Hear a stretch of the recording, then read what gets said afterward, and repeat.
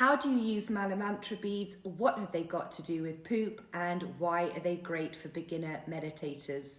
Greetings everyone, I'm Charlie Stewart Brown, founder of Indiv Yoga and the voice of the British Airways onboard yoga and mindfulness program. I've trained over 400 yoga teachers around the world, and today I'm going to answer your questions on Mala beads. So, what are Mala beads? Mala beads, otherwise known as mantra beads, are very similar to prayer beads found in many religions. They're an ancient method of meditating, and although they come from the Hindu and Buddhist traditions, you can believe in any religion or none at all to use them for meditation. They're simply a tactile prop to help us stay in the moment and anchored to our point of focus in our meditation, which usually would be a mantra when we're using Mala beads, but it could also be an affirmation or even our breathing. When buying real Mala beads, they should always have 108 beads with an extra bead above the tassel called the Meru or Guru bead. So you do 108 repetitions of a mantra, which we call japa meditation. The Guru bead represents your spiritual teacher, guide, the divine, your God, or just simply the universal energy. How do Mala beads help in meditation? Well, just focusing on something in silence and complete stillness can be very hard for people, especially beginner meditators or people with anxiety or ADHD. Think about it. During your day-to-day, when are you ever in silence? And when are you ever completely still? The idea with Mala beads is that instead of just repeating your mantra in your head or out aloud or just focusing on your breath, you have this extra sensory prop to keep you, as I like to say, distracted from the distractions. So whenever you realize that your mind has wandered off in thought, or you've gotten distracted by a sound around you, a sensation, for instance, you have this extra sensory prop to help bring you back to your meditation anchor. So the repetition of a mantra, an affirmation, or your breathing.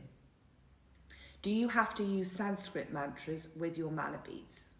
Well, I encourage people to use Sanskrit mantras instead of an affirmation in their own language, for instance, because unless you're one of the few people who can understand Sanskrit very well, you won't have any attachment to these nonsensical words. Of course, Sanskrit mantras have very important meanings and translations that are special, especially to those who are part of a religion or a philosophy that started in India. But to everyone else, they're just random sounding words that don't have any significant meaning. So when you're repeating them, they don't carry any memories or emotions or provoke any thoughts. You can, however, use them for repeating affirmations or even just for a simple breathing meditation where you're using each bead to represent one breath, or one bead can represent an inhale and the next bead can represent the exhale. So how do we actually use Mala beads, and what have they got to do with poop? Well, traditionally you would always hold your Mala beads in your right hand because your left hand is considered your dirty hand in India and in much of Asia. It's the hand that would be used to wipe your bum, clean your feet, or perform any unclean tasks. In fact, in many places in India, it's still considered rude to pass something to someone, touch them, eat or wipe your mouth with your left hand. But I've had left-handed clients or students that have found it much easier to use their left hand, which is fine because I don't want any discomfort to get in the way of the meditation or cause any frustration, especially if it's going to make working with the beads more fiddly or difficult. And I'm pretty sure none of you are using your left hand to wipe your bum, or at least I'm hoping you're not. But for the sake of the explanation, I'm going to stick to the right hand. So you're going to hold your Mala beads in your hand once you've settled into your sitting on the floor or sitting in a chair position. Letting your hand drop to wherever the arm is going to stay comfortable, so usually on your thigh. You're going to take hold of the bead to the right of the guru bead, in between your thumb and your middle finger. There should be a little knot between each bead that you can use to pull each bead towards you with your thumb as you repeat each mantra, affirmation, or breath. So you're going to use the inner side of your thumb or your thumbnail to roll them towards you like this. We use the middle finger because in yogic philosophy, the index finger is thought to send negative energy.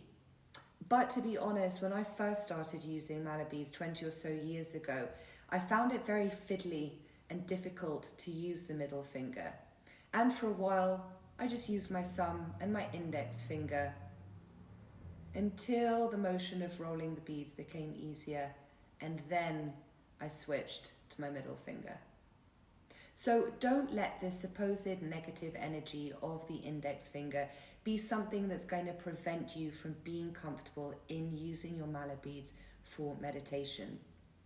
There are two more important things in regards to using your mala beads.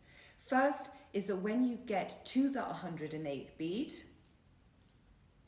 and perhaps you want to carry on or do another round, you don't cross over the guru bead and keep going in the same direction. Crossing over the guru bead is said to be bad luck. So traditionally, you want to flip the mala over and continue so that you're essentially going back the way you came, so in the opposite direction that you came in. And second is that we want to have respect for our mala beads and either keep them hanging like I have mine, or in a little pouch like this that they usually sold in. Your beads are sacred. They're an important part of your spiritual journey of finding peace and connecting to yourself and the present moment through your meditation practice. So they're not to be worn as a fashion statement or as a demonstration of how much of a yogi you are. They should only be worn and used for meditation, not to show off as part of your image. If you're wearing them to go somewhere, like I wear mine when I travel because I often meditate on the aeroplane, then try to keep them under your top. Okay, so which mantra should I use with my mala beads? Traditionally, people would have one mantra that they used, and they would imbue or infuse their beads by repeating this one mantra while holding them. However, I personally like to use different mantras at different times of the day or on different occasions, depending on what kind of feeling or characteristic of the mantra I'm trying to feel or invoke in myself. So I recommend just finding a mantra that you like and start by using that one. It can be something as simple as the word Om or Ram, or a longer mantra like Om Mani Padme Hum, or the well-known Gayatri mantra. Just find a mantra that you like, and you can repeat the mantra 108 times silently, or you can sing or say it out aloud. However, for beginners, I really recommend finding a recording of a mantra being sung 108 times so that you not only have the tactile prop of the beads and the words of the mantra in your head as anchors, but you also have the sound of it being repeated in your ears. Spotify, Apple Music, and the meditation app Insight Timer all have mantras that repeat 108 times. And you can check out my other video on my 7 favorite mantras, what they mean, and how to pronounce them properly up here. Okay, where do I buy mala beads? When I started using mala beads about 20 years ago, you could only buy them in India. These are 2 of the mala beads that I bought there. So I would walk through a market and there would be usually women with a big sheet on the floor with all the mala beads that they'd made laid out. Usually each mala would be just one colour of a particular gemstone like amethyst or tiger's eye or the traditional Rudraksha beads.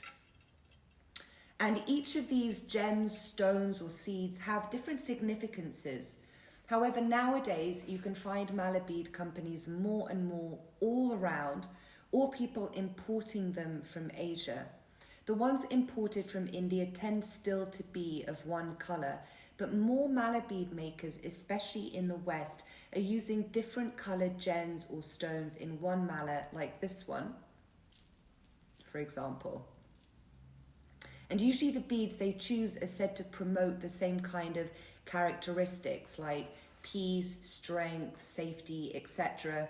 I used to buy them for about $2 in India, but I'm almost ashamed to say that my most expensive mala cost nearly $200. How do I choose my mala? The mala needs to instantly speak to you. You need to see it, whether in person or online, and feel an instant connection with it.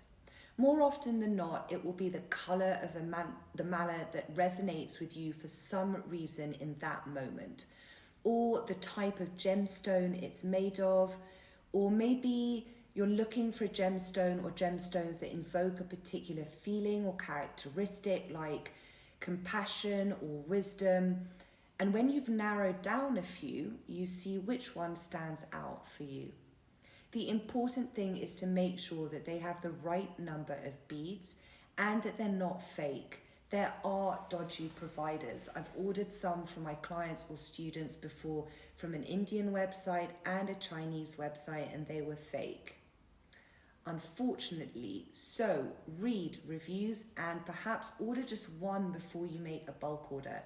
I get bulk orders for my students and clients from mantaram.com in India. Okay, I think I've covered everything. Leave me a comment to let me know your experience of using mala beads. And if you find this helpful, please subscribe to my channel. Click on the bell to be notified of new videos and follow me at Indiv Yoga on Facebook or Indiv_yoga on Instagram. Until next time, I wish you peace, happiness, and good health.